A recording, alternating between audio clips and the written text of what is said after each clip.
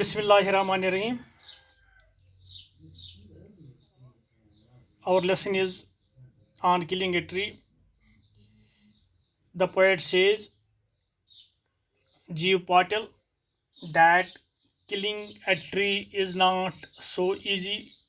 Do you agree? To kill a tree is a very difficult job. A tree grows slowly and slowly but surely, and it receives nourishment from sunlight, air, and water. The tree grows to a very strong structure due to the nourishment it receives from the roots. It becomes thick and hard and increases tremendously in size. Jabbing or hacking may cause injuries, but the place where it is struck again grow into branches, leaves, etc. If it is to be actually killed, the tree must be roped and dragged out. The roots are to be snapped one by one. When the roots are snapped and removed completely, the branches, the leaves, and the other parts, even the roots, are slowly killed. In this way alone, a tree is killed.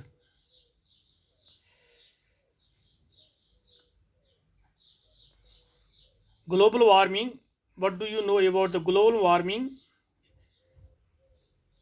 In the troposphere, the presence of some gases, carbon dioxide, methane, nitrous oxide, and chlorofluorocarbons have been able to maintain the temperature of 15 centigrade about on the global level.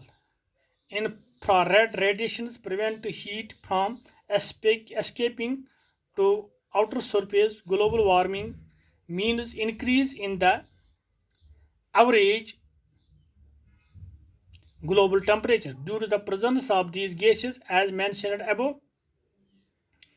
About 14% of methane comes from the swamps, guts of animals like sheep, burning of biomass, and thus accounts for 20% of global warming.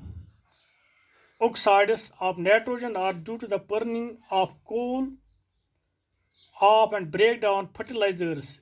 It contributes for about 6% of global warming.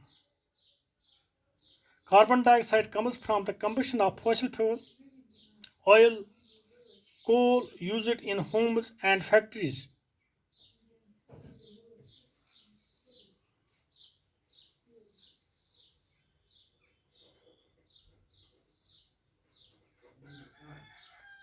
It contributes about 60% of global warming. CO2, carbon dioxide, to an example of absorbs infrared